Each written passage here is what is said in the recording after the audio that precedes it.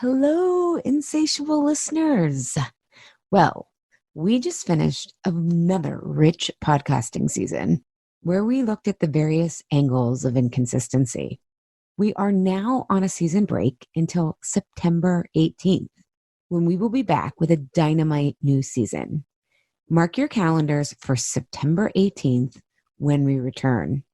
Originally, I thought our next season theme would be on fertility, but it's taking some interesting twists and turns. So it's kind of about that and kind of not. Regardless where you are in your menstrual or parenting cycle, next season will get you thinking and ahhing about how the cycle of life influences our food habits and choices, and how we need to harmonize our food and wellness based on where we find ourselves hormonally, emotionally, and spiritually. In the meantime, I hope those of you who feel the call will join us in my live Why Am I Eating This Now group program, which opens for registration on August 5th. Truly, this program is life-changing, and it's the last chance to work with me until March 2020, because I am going on a 6-week maternity break from whenever this bambino is born until 6 weeks out. And my private practice is full until April 2020. So you can find details for the Why Am I Eating This Now live group program, which again, it only runs once a year, at allyshapiro.com/why-am-I-eating-this-now-live-group.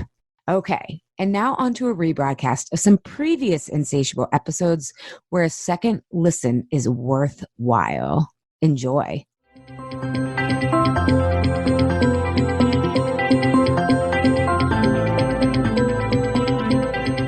When you're fed up with fighting food and your body, join us here. I'm Allie Shapiro, creator of the Truce with Food program and your host for Insatiable, where we explore the hidden aspects of fighting our food, our weight, and our bodies, and dive deep into nutrition science and true whole health. Fair warning, this is not your parents' health care. This is a big rebel yell to those who crave meaning, hunger for truth, and whose lust for life is truly insatiable. Believe me, freedom awaits. Welcome, everybody, to Season 5 of Insatiable. This season, our theme is eating triggers, namely triggers for the on-off eating cycle. And what we're going to be talking about, especially in this episode, like all, is really focusing on clarity.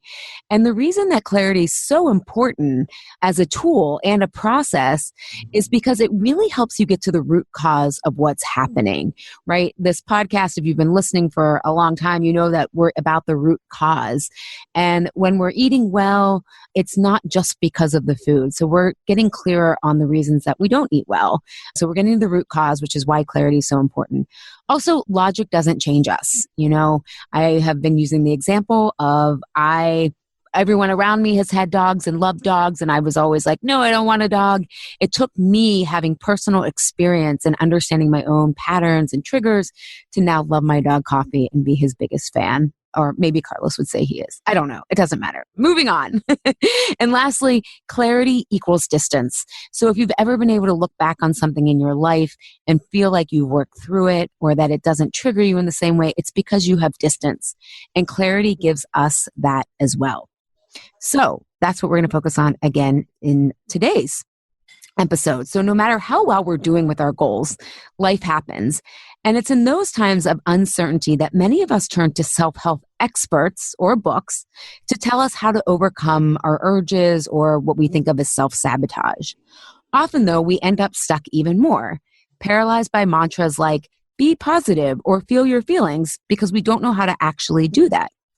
On today's episode of Insatiable, Eating Triggers Transform Self-Help into Self-Trust, one of my clients, Eva, is stopping by to share her Truce with Food story and how she learned that she doesn't need anyone else to tell her what to do or who to be. This is a great liberation story. So before we get started, Eva Schrathforth is a yoga teacher working in the corporate world and currently studying to become a holistic wellness coach.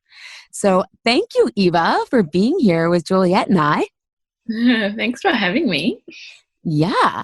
So let's start what led you to how you found Truths with Food in my work and where you were in your life at the time. About, I guess it was like 8 months ago now, right? Or 6 months? Yeah, I think it's been a lot earlier. Like I've listened to Insatiable for a long time before I actually contacted you.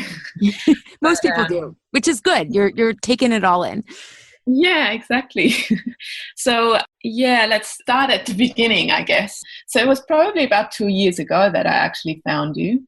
And that was at a time where I had what I would call my dream job now. Like I was like really in flow. I was building, it was a tiny business that I was building from scratch, and I poured my heart and soul into it, really. And at that point, I was also like eating really well and exercising every day and started yoga teacher training, and like everything was awesome. But then things kind of happened and things turned around. So that job was a big risk that I had taken on because it was a tiny business, and I saw it as an opportunity to run a business myself. But then like a year later, we came to the point where I had to go part-time, and that didn't work because I was about to take out a mortgage.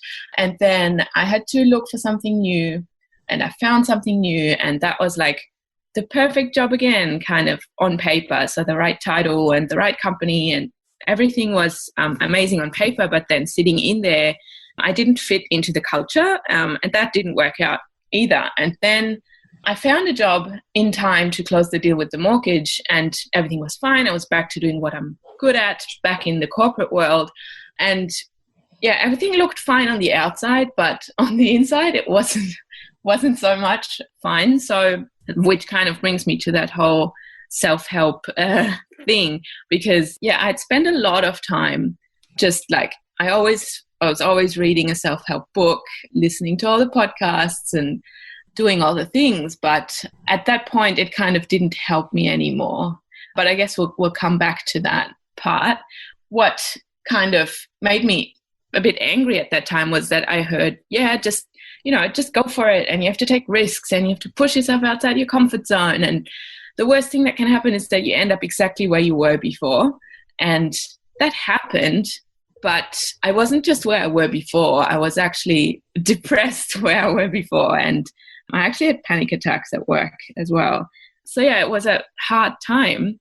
And then the other thing, so like then I started Truths with Food and came at it more from that self-help angle, because I'd spent so much time kind of looking for this flow and for this purpose and to do meaningful work. And it sounded like Truths with Food would give me that. And I wasn't too worried about the food piece. But where the food piece comes in is that in that whole time, this all happened in the span of a year, I also found Dr. Terry Walls. Basically what she did was she reversed her MS by changing her diet. And that really hit home for me because my mom has MS, and I had grown up with that whole notion of we can't do anything about it. We just have to accept it and live with it. And so that kind of turned my whole world upside down. And then, yeah, I listened to Insatiable. She was on the podcast. I kept listening. But yeah, so I had found this sort of purpose in the sense that I needed to figure out how to change my diet. And like when I was in that job, that was amazing. It was easy for me to eat according to her protocol. And when I sent it to my mom, she was not really willing to try it. And I couldn't quite understand why. But then when I was back in corporate, I understood because it didn't work for me anymore either. And then, yeah, like mind blown about that. And like how I love easy. I love that you're sharing this because I think so many people can relate to like, okay, if everything's working perfectly, I can do this food thing. But then the minute one of the pieces falls out, it's kind of like we fall off, right? And it's like, what's that about? And I think as I hear your story, I think of like my former self, and I don't know if you feel this, Juliet, as well, like trying to do everything, quote, right, with the self-help and the personal development and going for it. And then it being like, oh, it must be me because this is just not working out. And to have 3 job changes within a year is like, that's really stressful. Yes. Yeah, I remember when I moved to New York City, and had my dream job, and I had my diet in such a good place, was feeling the strongest I had ever felt, and just the most regimented, but with ease. It wasn't like I was regimented in a way to control anything. It just was like happening, because everything was in place. And then when I moved to New York and there was just more chaos and more responsibility, I found that nutrition plan couldn't work anymore, wouldn't work anymore. And I started to just lose it all. And it was hard to understand, like, why is this happening? And that's actually when I met Allie, was after that whole thing. So I had a similar experience in that, with a job change and it kind of affecting my health, and that being the turning point for me of like, all right, I need to think about the underlying causes behind the overeating or not eating what I know I should be eating. And I just want to give like all three of us credit, because we've all gone through this cycle, and anyone listening who's like still willing to hang on, right? Even if you're kind of getting your ass kicked. Like, can we give ourselves some credit? What were some of the side effects that you were feeling from being in this corporate environment, and, what made you realize that, aside from the panic attacks, but as far as food goes, what did you notice with yourself that you were doing differently than when you had your own business?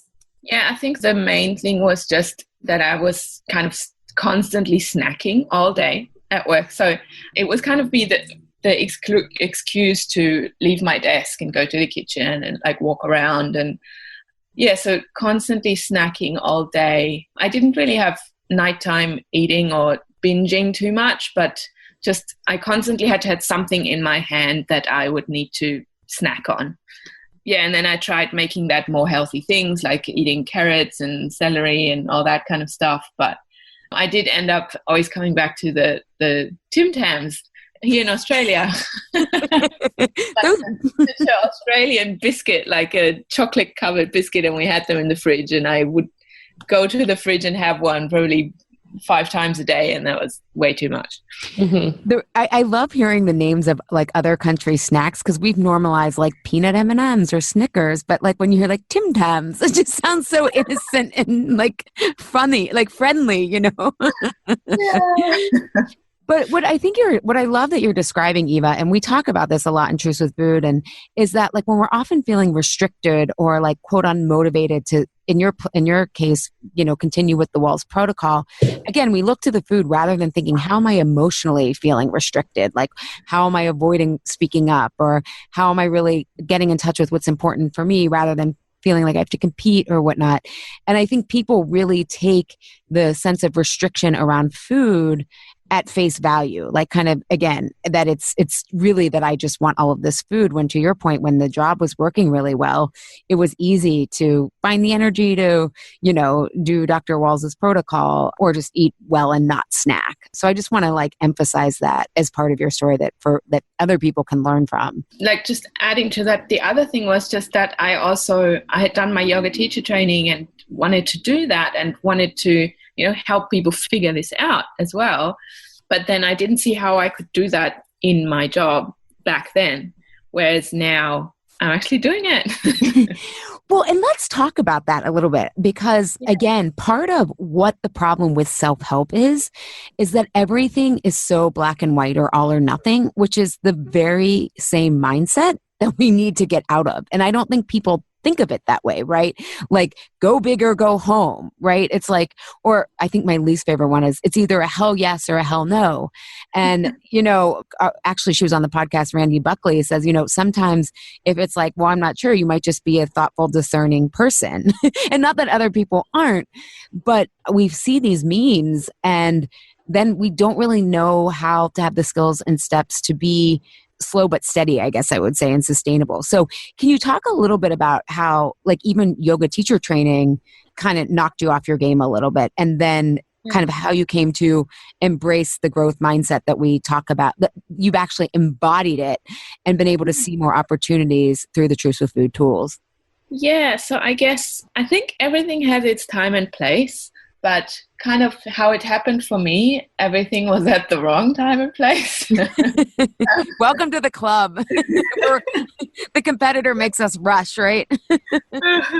Yeah, so like I have this resistance to it now, and I listen to, podcasts of motivational speakers, and they say, you have to do this and you have to take the risk and you just have to get over yourself. And it makes my hair stand up now. When I was trying to look at the positive side, like, I had a job again, I could pay my bills. I was kind of heartbroken about having like lost 2 jobs that I really love. And I kept telling myself to just get over it, and that just didn't work. And then on the other hand, from the yoga world, I would hear kind of the other side of, you just have to feel your feelings. And I just didn't know how to do that. So I was really like, I could hear all the advice, but it all didn't mean anything. I couldn't put it into practice, whereas now I feel I can. The other thing with yoga teacher training was that we did a lot of work on like that we all have an inner critic, and we did a lot of work to be able to hear that inner critic. But with all the circumstances that went on for me, that was kind of just I got to this amplified voice of an inner critic inside me. Like, you lost these jobs because you're not good enough, you didn't perform. And, that was kind of, I was trapped in that, and I couldn't get out of it. I couldn't turn it around. I couldn't turn it into a nice voice in my head. Yeah, and Truth with Food completely turned it around. Yeah, I want to talk about that, feel your feelings and the inner critic, because I know that was really pretty helpful for you, was seeing the inner critic as an inner protector. Yes. And then actually being able to feel your feelings, but also be objective about them. So can you talk a little bit about how that's been super helpful of actually not just getting over your feelings or moving on, but exploring the uncomfortable feelings. Can you speak to that?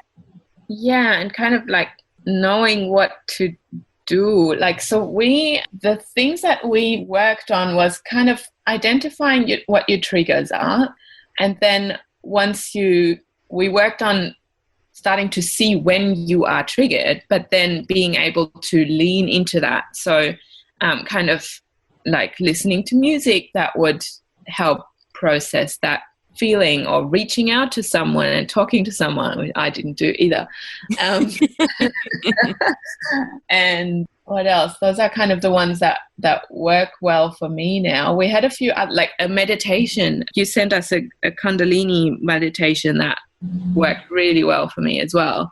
So kind of these tactics and coping mechanisms to work through it, and then kind of afterwards you get that perspective of, okay, I can now see what's happening, and kind of switch into that growth mindset of, what can I learn from this? Like, how do I need to deal with this in the future? Like, what do I need to do to work through this feeling, whatever has come up? Yeah, and I'm glad you said that, because I don't know if either of you have seen this. This kind of meme is going around in self-help worlds where it's like, whatever you think about me is none of my business. And it's like, I don't like that, because sometimes our inner protector is actually causing the reactions, or sometimes we're seeing it incorrectly.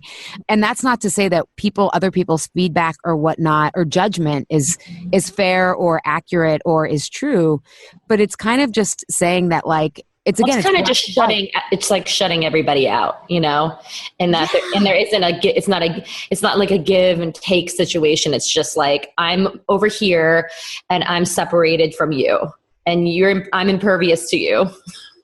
Yeah. And it's kind of putting up this boundary similar to like what Eva was saying. I was like, okay, just move on with it. Or like, okay, you're going to be back in the same place. But it's like, no, then you have all this baggage of feeling like you failed, or that you're even more lost. I know that's happened to me several times. And rather than looking at it from like a growth mindset, I mean, that's ultimately what we're doing in Truth with Food, is like, what can I learn about the situation?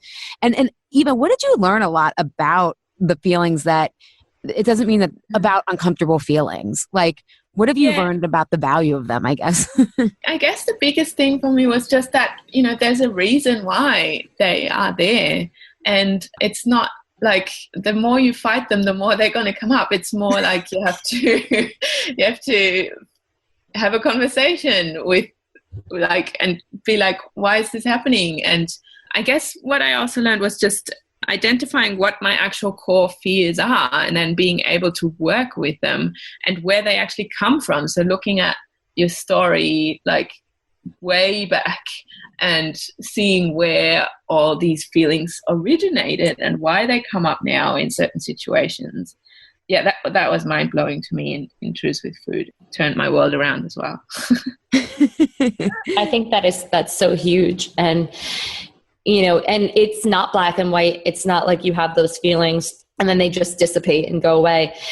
You can learn to work with them. I don't even necessarily want to say through them, just work around them, work with them, because some of those core feelings that you've had since you're, a little kid, they will follow you.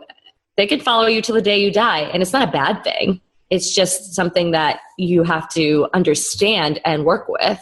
And it's not about getting rid of it. Yeah, I think also one thing I wanted to make sure that I brought up in this episode was, in Truth with Food, some of how we start to look at things objectively about what's ours versus what's other people's reactions is like, what kind of data are we getting back about the person who said this, right? Because often when we're having these like maelstrom of negative feelings, we hear things very differently, right? And I always use the example of like Carlos editing my work. And it's like, all I heard was like, you're a horrible writer. And he's like, no, do you want to get better? Or do you want me to tell you what you want to hear? Right. It's like, but the fact that he was even helping me meant that he thought I had potential, right? But you hear these things very differently. And when I think about a lot of self-help, it comes from white privileged dudes, right? Like, or even if it's coming from women, we're still in this hierarchical masculine way of being. And so like, and I'll give you this example of, Deepak Chopra. I know everybody loves Deepak Chopra. He wrote a book on emotional eating and it was about your story. He takes a very different approach than I do, but he was talking about like, if you just have to stay late at work, you just have to put boundaries up. And let's take a step back. Deepak Chopra, right, is a male, right? So he's at the top of the food chain. He's a doctor, even more at the top of the food chain. If Deepak Chopra says, I'm going to leave work, no one's going to say something. But the research that we have is like, if women say they need to leave work early, especially if it's for their children, they're thought of as high maintenance. They're thought of as unreliable. Meanwhile, if a dude says, I'm leaving for my kids, they're thought of as the greatest soccer dad ever. And so I just share that example as a lot of times we're getting self-help from people who are in privileged positions where it really just is about them getting over themselves. Do you know what I mean? But the rest of us who have bills to pay or we have things that we have to manage, it becomes a little bit more complex and nuanced. And I think that's a big piece that, Eva, as you were saying, like you had to have a job, you were signing for a mortgage, right? With your now fiance, I'm assuming. But so it was like, okay, I can't just quit this job because it's horrible. It's like, no, I have real responsibilities here that I have to take into context. Yeah. Privilege is such a big thing. Like that was kind of eye-opening for me as well when I think you said that on a podcast or I don't remember, but you said how like most entrepreneurs actually have family money. And I was like, yes, oh my God. That's why, like, I can't just say, I'm going to quit my job today and start my business tomorrow because it just doesn't work that way for a lot of people. And there are people that do that aren't privileged, that you'll hear their stories and, I was practically homeless for 2 years building my business up and I lived on my friends' couches. And like, that doesn't make them a hero necessarily. I mean, that's a choice that they had, but I just want to be clear for other people that like myself included, like, I don't want to be living on people's couches. Like, I want to be an entrepreneur and I want to do it in a more calculated, like not as high risk way, because I don't want the risk of not having, food on the table or a roof over my head. Yeah, but yeah. And even like, I forget, someone was saying like, but I think often how entrepreneurial stories, get played out, like Jeff Bezos' story, like they make it seem like he was in a dorm room and like, or even Mark Zuckerberg, but yeah, he was at Harvard, right? And like, or like you even read Malcolm Gladwell's book, Blink, and he talks about Bill Gates. Like he happened to be, came from a really privileged family. He had all this time to study code, right? Then you go to college and it's so much about your network.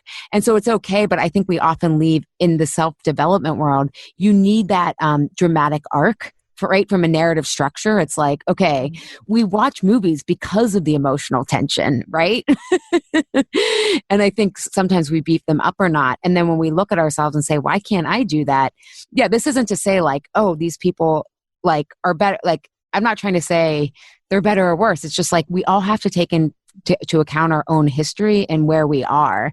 And I think to what Eva, I would love for you to talk about this is like, once you learn the skill sets of how to manage your emotions and how you're seeing the world, you can then move forward in a very productive and skilled way, because living a life of meaning and purpose does not just happen. So can you talk a little bit about that nuance that you found, Eva? Yeah, I think so. I didn't mean to say that all entrepreneurs are privileged. Oh, I know. I think we were saying that to cover all our butts. Yeah. It's more that, the advice you hear, it comes from this kind of privileged perspective of just do it, but there's more to it than just doing it. And that kind of kept me stuck, that advice of kind of, you need to all or nothing kind of, I felt like I needed to quit my job to go into yoga teaching full time to make this happen. Whereas now I can see that I can actually work with another piece of advice you hear all the time is do what you can with what you have. But I didn't know how I could do that. So now what I've come to since working with you, Ali, is kind of, I started to teach yoga at work, and I started to study part-time while I'm working, and I'm starting to do wellness talks at work. So I'm making it work where I am, and I'm getting so much support from people. Like, my company supports me so much on this path, and it's not seen as taking away from my work, but actually enriching the office that I work in and making an impact on the company I work in, actually. And that feels amazing. Yeah. And that's kudos to you, because I mean, this is what I'm talking about, developing the skills. Like, you put the proposal together, you learned how to talk, you learned how to find, in Truth with Food, we're like the collaboration, where's the win-win? And so when we're, especially in that avoider pattern, we tend to think in all or nothing and build things up, and we think there's a conflict. But you took the time to like learn your own emotional response and what was important to you and match that with what the company is. And that is self-trust, right? I'm going to take these chances. I'm going to get clear on this. And I think that's important for people to learn, is that there are skills here that can be built. It doesn't just happen, right? You did the work to make that happen. Yeah. And I feel like now I can, I never would have ever before in a job approached my boss to be like, hey, I'm studying this outside of work. Can I talk about it at work? Like, that never would have crossed my mind before. But now I'm like, okay, that's what I want to do. And I can package this in a way that works for them as well, and move forward in like on this path that I'm on in little steps, and every little step's going to add up in the end, rather than having to, black and white, do all or nothing in an all or nothing way. Yeah. And one thing that I think was a big revelation for you in Truth with Food was that we don't have one purpose, right? Again, all or nothing in the self-development world. I'm sure, Juliet, how people are like, you have one passion and you follow your passion, when really, when we look at the growth mindset research, you really develop a passion for what you're doing over time. And like, I don't know, Juliet, if you can speak to this, but I know for me, like, my passion for adult learning and getting people to be independent thinkers grew over time. I was like trying to figure out a food problem because I had the problem, and like emotional health is important, but it took like years of sticking with something when the passion wore off, right? Which passion is often like, could be our wounds or whatnot, but it takes a while to like really develop the skills. And that's where like you need persistence. And it just takes a while, I think, really to find what your purpose is. However, you can have purposes every day. Like, me being a good pet parent is my purpose, right? Like, me being like helping my sister out right now with her wedding is really meaningful to me. And so I think sometimes, again, in that all or nothing black and white way, if we tell ourselves we only have one purpose, God, that puts so much pressure on it, including to make money from it, but sometimes you're just not going to. Yeah, totally. I feel like it just broadened my view of what my purpose is. So kind of, when I came out of yoga teacher training, my purpose was this very narrow statement of I need to help people. Oh, it's not that narrow, but help people live a healthier life. But then now I feel like it's broadened into just helping people in general. Like if I can teach people at work about what I do at work and that helps them, that gives me purpose. Or even if I help my niece, I don't know, ride a bike, that gives me purpose because I'm helping someone. So you can find purpose in so many different ways. And like I looked at the Japanese that ikigai diagram the other day and saw like how it should be this overlap of what you love, what you're good at, what you can get paid for, and what the world needs. And I feel like you can do all these things separately. It doesn't have to be this one thing in the middle that does all of these things. Like you can, what the world needs might be that you need to raise a child, and what you love might be teaching yoga, and what you get paid for might be something else that you're good at work. And it can all come together as separate parts. Right? Yeah. Well, you have to be okay with things transforming and not being so fixated on, what the original plan was and your original dream and purpose, and not feeling guilty or down on yourself if you realize that isn't going to work for you, And I think too, when you start to develop self-trust, and like I can hear it in Eva, is like you start to have patience, right? You're like, okay, when I trust myself, there isn't and part of transforming the all or nothing mindset is also a scarcity mindset of transforming like, well, there's only so many people who can do this or that, or, or am I behind because there's, when we're competing, especially we have that scarcity mindset, but there's the patience to actually pay attention to what's in front of you and learn so that you can get to the next step versus just kind of thinking you're going to skyrocket in some way that, hey, we would all love to do, right? But then you don't have the skills that you needed to learn. Yeah, like it's, little steps every single day. And Eva, one of the things that I love, because in Truth with Food, we had kind of like a thread where people just like post articles and everything. And I loved how you were starting to be able to see like the black and white mindset everywhere in self-help. It's like once you see it, you can't unsee it, which is kind of like, oh my God, your information sources change it, like everything changes. Can you think off the top of your head any other examples of how you were like, oh my God, this is such black and white thinking and like we need more nuance and context?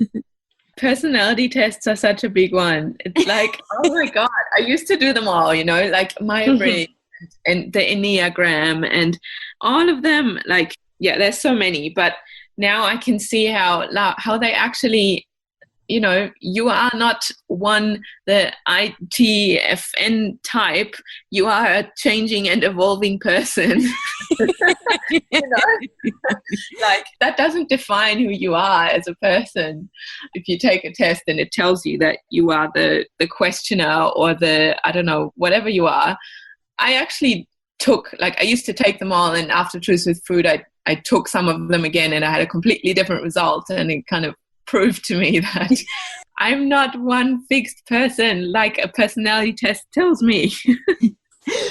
Well, and I think that's a great example of, we always say like, if you think of yourself as a plant, right? And it's like, what environment are you in? And especially, I think in personal development, no one looks at what they would call in depth psychology the shadow or our uncomfortable feelings, right? So we're only looking at our strengths or like the parts of ourselves that we love to affirm versus saying like, what about the area I'm not so strong in, which is dealing with discomfort because I'm not taught this, right? And so then I don't learn to deal with it. And then it can get worse over time if I don't nip it in the bud. But really understanding ourselves from that contextual place is like so liberating. Don't you think? Like it's great that we evolve over time versus. Yeah. It's helpful to get to know yourself when you are getting started in that. But I had spent so many years doing all the personality tests that I didn't even know what to believe anymore, who I am. And now I'm kind of at a point where I can see where, you're multidimensional. To know who I am or what's the truth rather than trying to listen to someone else telling me what the truth is. Yeah, I think when you put such a hard label on yourself, like, I'm, introverted in this way, but I'm extroverted in that way. And then it can kind of guide you to making decisions just based off of that, not really based on your intuitive knowing of who you are. It's all external knowing of who you are. Like, this is what this thing told me I am, so I need to go with that. Yeah. I was doing another podcast actually last night. They were interviewing me, and I was talking about the difference between safety and freedom. And I think we all really crave freedom. And I loved how Eva said, like, well, I have to figure out what's true, because, right, true is freedom. And I described the difference of, like, perceived safety really is, okay, I'm extroverted here, introverted here. I'm an upholder, I'm an abstainer, I'm a this or that. It makes us feel safe in a way, because, like, oh, this is the template for how to act. But freedom is really choice, right? It's like, and freedom is different in each moment, right?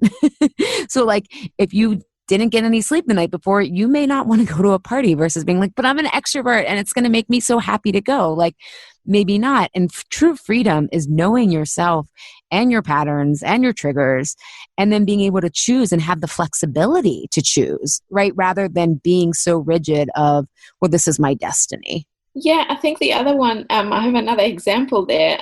Like, while I was doing Truth with Food, Ali, remember how I applied for another job, and I was so, like, looking back now, I was so needy, wanting them to hire me. And now I can flip perspective and be like, would this actually have been the right choice for me? Would this have worked for me? And then there were so many things that didn't work in that particular case. And then, I like kind of flipping perspective from, I want them to hire me, to, do I actually really want to work there? Like, was that for your esteem, to make yourself feel like good about yourself if they hire you? It's not necessarily if this is even the right thing for me, but it's just the feeling like, okay, I'm good enough. They want me.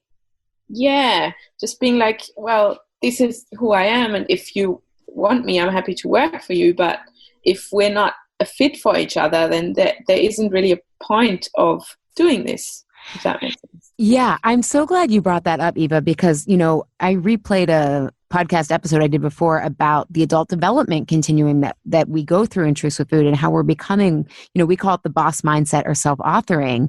But often why we are in these black and white, like, please like me, hire me, is because we're in this socialized mindset, and we're only evaluating if we've been chosen, or if we haven't been rejected, or if someone likes us, rather than doing the work to figure out, what do I value? What do I want? What do I need?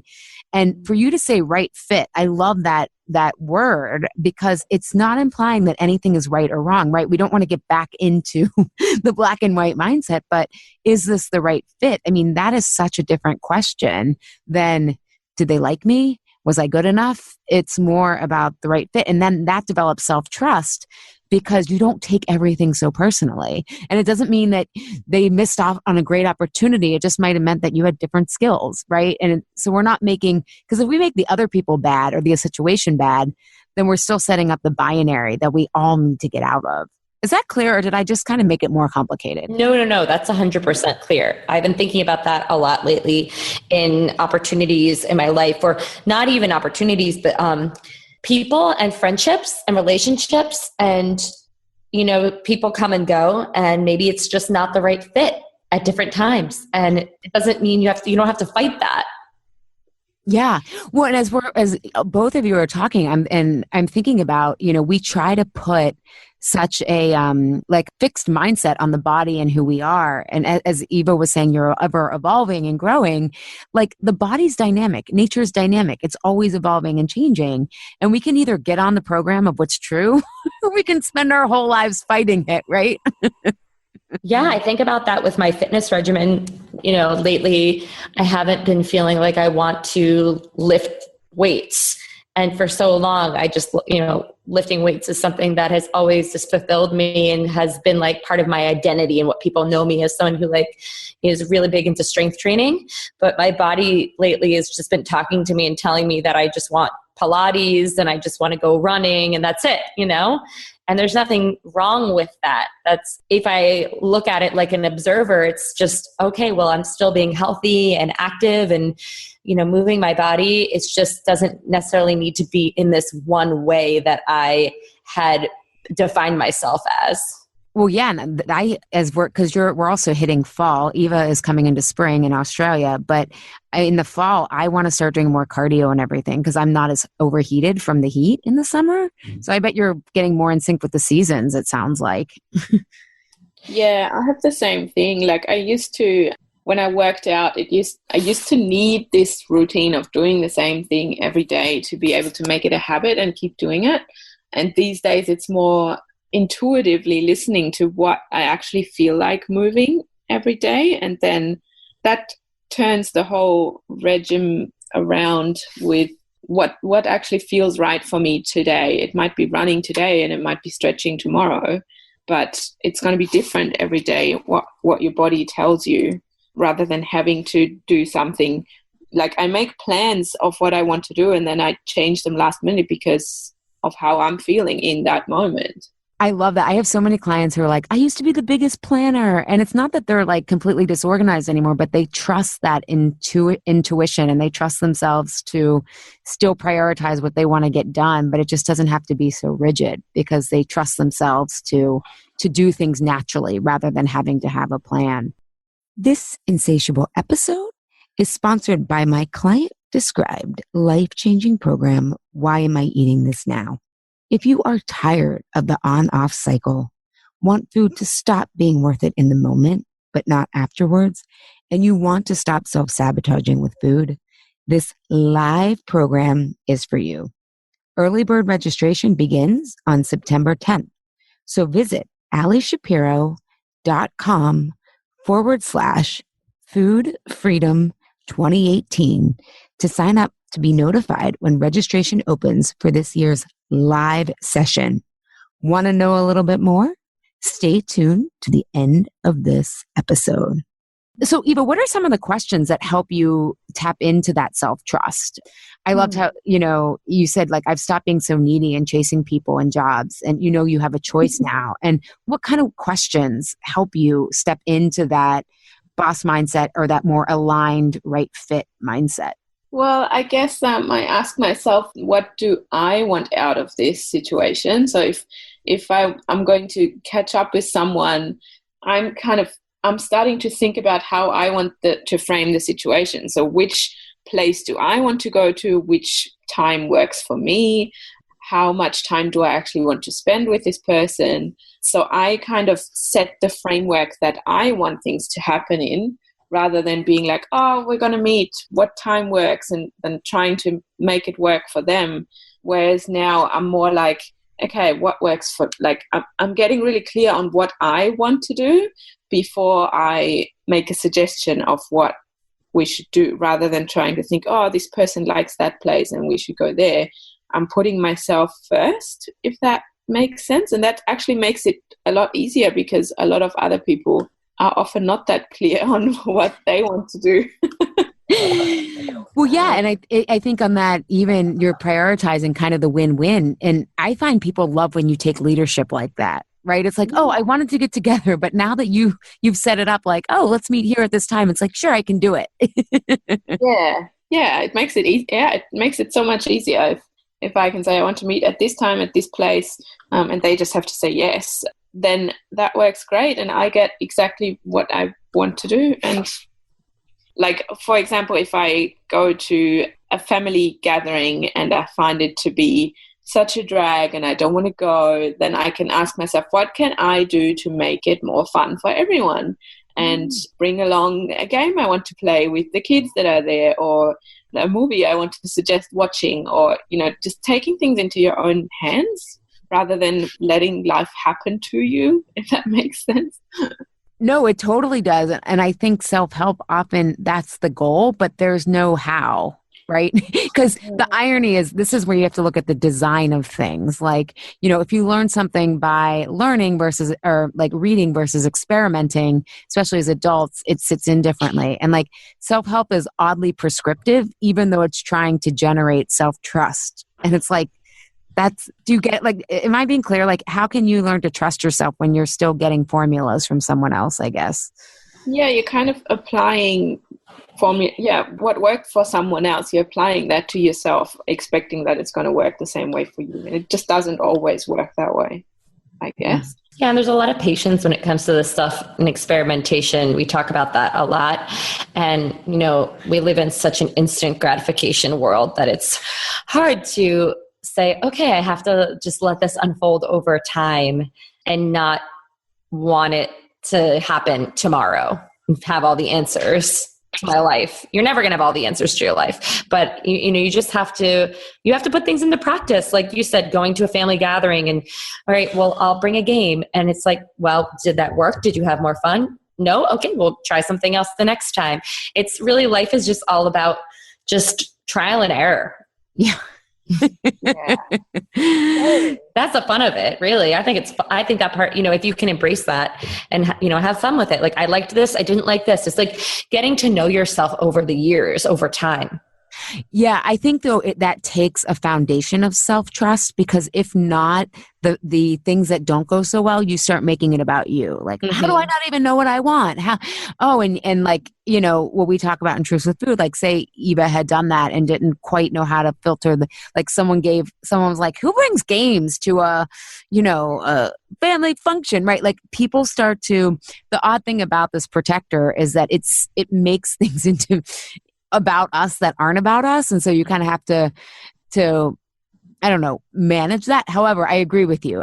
Once you get enough self-trust, it's super fun to experiment because you're not taking things so personally, and you're not in overwhelm all the time and you even think to ask these questions. That's, I think, the biggest challenge is we don't know what we don't know. And that's only can come from self-trust, because then we start to know what questions work for us or what body cues work for us, right? That's a lot of what mindset isn't just your thoughts. It's what am I sensing? What am I feeling? What's my intuition? But we're often blocked from that because a lot of self-help and self-development only focuses on mindset from a thought perspective. Yeah. Not even prescriptive as I have this list of questions I ask myself, but it kind of comes up mentally now as well. And it's different questions depending on the situation. Like it could also be, is this mine or is this theirs? So is this actually about me or is this about the other person that's saying something?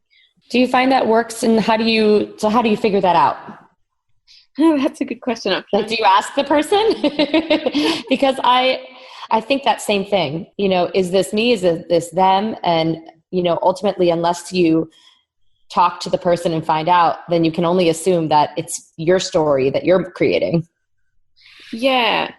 So, the other thing is that, we create a lot of stories around what's happening when it's not actually true. So if someone, I know, you just get an off feeling from another person, you're like, oh, she's upset with me for some reason.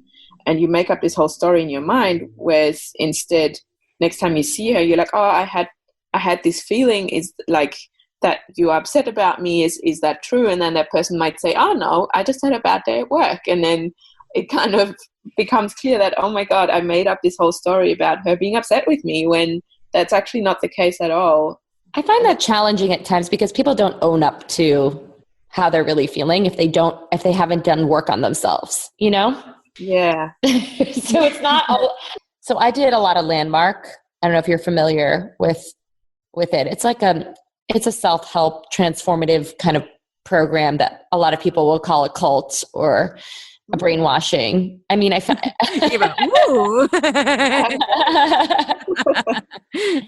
it, but I've never done it. Yeah. I mean, it's like these long weekend courses and they like they break you down, but like some of them are like, 12 plus hour days, and they want, they get to the root of your story and how your story is driving all your decisions and all your thoughts and feelings and all that stuff about like, what's the story and what's the actual reality. But, sometimes you'll never know with people. Like if you say, oh, were you upset with me? And that person's like, no, I wasn't. But then maybe they were. But I just think that it's about, at the end of the day, what we're talking about is how do you build enough trust in yourself too, that regardless, you feel worthy, you feel strong, you feel okay, that you wouldn't even maybe necessarily have to ask somebody, right? You can just. If it was about something like I didn't eat the food that she gave me, for example, then okay with her being upset about that, but it was my choice that exactly that they gave me. Yeah. And it's also when we're getting into self-authoring, it's getting really clear on what you value and saying and looking at like each interaction is like we say is a data point, not an end point. And so it's like, if I care about this friendship, is it important to me to have that level of intimacy? Or if it's just a work relationship, like what do I need to get from this relationship so that I'm effective here? And then it kind of puts those transient emotions also in perspective, right? Because it's like maybe that person is upset with me or whatever, but is that going to affect our relationship? Some people would have to talk about it. Some people are like, nope, as long as I'm clear that I'm meeting my objectives and she sees that, right? It's like, it gets a little bit more like when we think about how do we want this to end, it also means like over time, not just in the moment. So I'll just kind of put that plug in there.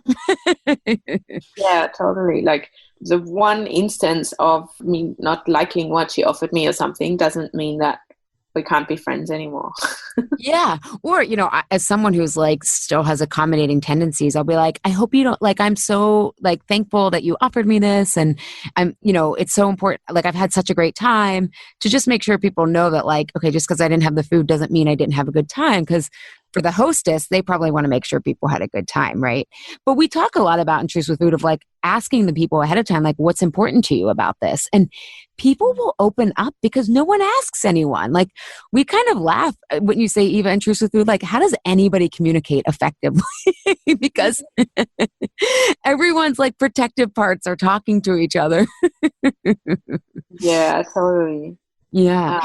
Yeah, navigating people is so tricky. It's kind of the most unreliable thing. That's actually funny that you bring that up because, some friends of mine are putting together like a birthday celebration for me. And one of the things that they asked me was, what matters to you in this? Like, what will make this feel like a successful birthday celebration for you?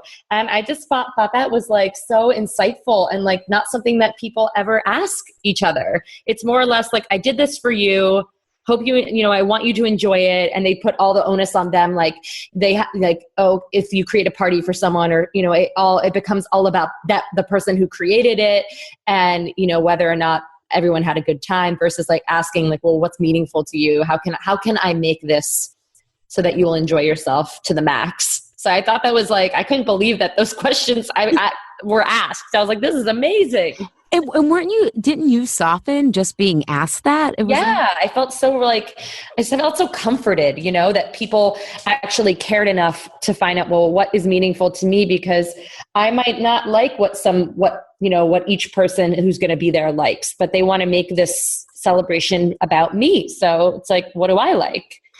Yeah, I swear I could like rename Truth with Food like Leadership 101 because all leadership is self-leadership, but clients are amazed at how when they start opening up these communication channels, like then the story really crumbles because you're getting the real data and you're like, oh my God, like, and you also start to find out who your real friends are and or the type of friendships that are available, right? Because not everything can be super intimate and super close and all that kind of stuff. But yeah, people often give things that are more a reflection of them. I remember when I graduated from graduate school, my dad noticed that we didn't have a TV and he was like, he got me a TV for graduate school. And I was like, Dad, I'd actually like the money because I have so many student loans.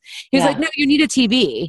And I was like, okay, this gift was totally what my dad would have wanted, right? Yeah, it made him feel good that you had that. Yeah, and then that's another thing. It's like, okay, my dad is happy. Right. Well, right. And it's like, okay, my dad has given me plenty in life. Like I will just take the TV. Right. And we still have it. I mean, like 5 years later, but that's just an example of like, but people get really touched and it just opens up this level of relationship that I don't think we're used to having in our life. And then it encourages you to do more and more and you get more and more clear on what you want. Because what we often find, like your example, Juliet, is like, oh my God, someone asked me what I want. Now I have to think about it. Like, what do I want for this, right? We often not starting with the end in mind. We're often starting with that socialized, like, I just want people to be happy. Or exactly. I want them to have a good time. I want everybody else to feel like they're enjoying themselves. Yeah. So Eva, thank you. This has been an amazingly thought-provoking conversation and such concrete examples. One thing I'm curious is like, how is the food going now? What do you see the big kind of freedom? Because I knew liberation was really important to you in terms of food. And can you share? Because even like sometimes you are still stuck in stories. We all are. But like, how have you learned to have choice there and trust? And how's the eating and how's life looking now? Well, I guess I have just other coping mechanisms now. So instead of, going to the kitchen, getting a Tim Tam, I turn around and talk to my colleague. That's a very different thing. And I didn't know before that that would help me get over whatever it was, for example. So yeah, I just developed other coping mechanisms than necessarily it being the food, and just I developed this ability to listen to myself and knowing what I need a lot more. And the whole thing about eating is now more individual, like it needs to work for every single person, and I'm still experimenting and working out what works for me. So I don't know, bake a healthy dessert and see if it tastes good and if I can see myself eating it or if not. So it's a lot of experimenting and testing what works or what doesn't work and opening up more to other people. Yeah, and we got a lot of tools that work better than eating. Like, just listening to music, talking to other people. Can't think of more examples right now. Or just asking myself those questions of, oh no, this meeting's coming up, and then turning up to the meeting with, okay, what can I contribute to this meeting, rather than going in without a plan and kind of getting overwhelmed with what's happening. I love it. I would love to end this episode with each of us saying our least favorite self-help mantra. Oh my gosh.